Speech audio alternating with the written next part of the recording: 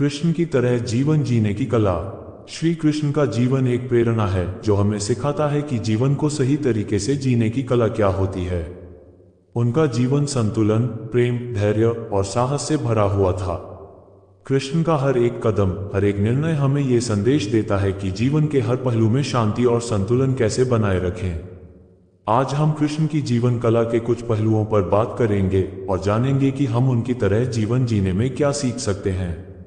1. धैर्य और संतुलन की शक्ति।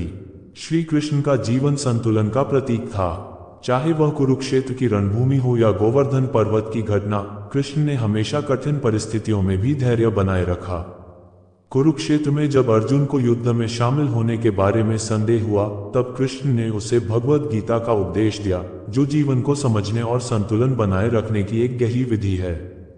कृष्ण का ये दृष्टिकोण हमें सिखाता है कि जीवन में किसी भी कठिनाई का सामना धैर्य और मानसिक संतुलन के साथ करना चाहिए। 2. सच्चे प्रेम का महत्व। श्री कृष्ण ने प्रेम को हमेशा प्राथमिकता दी। उनका प्रेम न केवल राधा के प्रति था, बल्कि उन्होंने अपने दोस्तों, भक्तों और यहाँ तक कि अपने शत्रुओं के प्रति भी प्रेम और स्नेह का संदेश दिया। कृष्ण का प्रेम निस्वार्थ था। वे किसी से भी उम्मीद नहीं रखते थे और जो कुछ भी करते थे वह केवल दूसरों की भलाई के लिए करते थे। यदि हम कृष्ण की तरह जीवन जीने की कला सीखना चाहते हैं तो हमें यह समझना होगा कि प्रेम और करुणा का सही अर्थ क्या है। हमें अपने रिश्तों में निस्वार्थ प्रेम और दया का अभ्यास करना चाहिए, न कि केवल स्वार्थ के आधार पर। 3. संकल्प और उद्देश्य का पालन। कृष्ण का जीवन ये भी सिखाता है कि किसी भी कार्य को करने का एक स्पष्ट उद्देश्य होना चाहिए। वे जब भी कुछ करते थे उसका उद्देश्य हमेशा स्पष्ट और सिद्धांत आधारित होता था। जैसे कि जब उन्होंने गोवर्धन पर्वत को अपनी छोटी अंगुली पर उठाया तो उनका उद्देश्य ये था कि वे लोगों को प्राकृतिक आपदाओं से बचा सकें। उन्होंने कभी भी कोई कार्य बिना उद्देश्य के नहीं किया। उनका जीवन हमें ये सिखाता है कि अगर हम जीवन में किसी उद्देश्य को लेकर चलें तो हमारी मेहनत और प्रयास कभी बेकार नहीं जाते। 4. स्वयं को जानना और आत्मविश्वास। कृष्ण का आत्मविश्वास अद्वितीय था। वे जानते थे कि उनका अस्तित्व इस दुनिया से बहुत बड़ा है और उनके भीतर एक दिव्य शक्ति है। यही आत्मज्ञान उनके जीवन की सफलता का कारण था।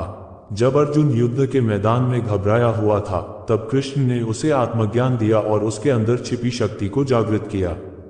हम भी कृष्ण की तरह आत्मविश्वास और आत्मज्ञान को अपनाकर अपने जीवन में सफलता पा सकते हैं। आत्मविश्वास केवल बाहरी दुनिया से नहीं आता, बल्कि यह हमारे भीतर के सत्य को पहचानने से आता है। 5. सभी से एक समान व्यवहार। कृष्ण ने कभी भी किसी को भी तुच्छ नहीं समझा। चाहे वह गोवर्धन के बकरियों के साथ खेल रहे हो या गोकुल वासियों के साथ समय बिता रहे हो, उन्होंने सभी के साथ एक समान प्रेम और सम्मान का व्यवहार किया। यही उनका सच्चा नेतृत्व था। वे राजा, प्रजा, मित्र और शत्रु सभी के साथ समान व्यवहार करते थे। इसका यह मतलब नहीं था कि वे खुद को दूसरों से कम समझते थे, बल्कि इसका मतलब था कि वे सभी को समान दृष्टि से देखते थे। हमें भी जीवन में सभी को समान सम्मान देना चाहिए, चाहे उनकी स्थिति कोई भी हो। 6. समय का सदुपयोग और कर्म का महत्व। कृष्ण ने हमेशा समय का सदुपयोग किया। चाहे वह युद्ध हो या कोई अन्य कार्य, उन्होंने कभी समय की बर्बादी नहीं की। उनका जीवन ये सिखाता है कि समय का महत्व सबसे ज्यादा है। हमें अपनी पूरी क्षमता से कार्य करना चाहिए और हर पल को अपने लक्ष्य की दिशा में लगाना चाहिए। कृष्ण के अनुसार हर कार्य का अपना एक उद्देश्य होता है और हम जब उस उद्देश्य के प्रति पूरी निष्ठा से काम करते हैं तो परिणाम भी सकारात्मक होते हैं। 7. सहिष्णुता और क्षमा की भावना। कृष्ण का जीवन सहिष्णुता और क्षमा की भावना से भरा हुआ था। उन्होंने कभी भी किसी का अपमान नहीं किया, बल्कि वे हमेशा हर किसी के दोषों को माफ करने का प्रयास करते थे। उनके जीवन में ये सीखने का सबसे बड़ा कारण था कि हम अपनी नफरत और क्रोध को अपनी शक्ति नहीं बनने दें, बल्कि हमें किसी भी प्रतिकूल परिस्थिति में शांति और क्षमा का रास्ता अपनाना चाहिए। निष्कर्ष, कृष्ण का जीवन हमें सिखाता है कि जीवन में कोई भी परिस्थिति स्थायी नहीं होती। अगर हम धैर्य, संतुलन, प्रेम, आत्मविश्वास और कर्म की भावना के साथ जीवन जीते हैं तो हम भी कृष्ण की तरह संतुष्ट और सफल जीवन जी सकते हैं। कृष्ण की तरह जीवन जीने का अर्थ है अपनी शक्ति और ज्ञान को पहचानना, हर परिस्थिति में शांत और सकारात्मक रहना और हमेशा निस्वार्थ प्रेम और दया का मार्ग अपनाना। यही है जीवन जीने की सच्ची कला।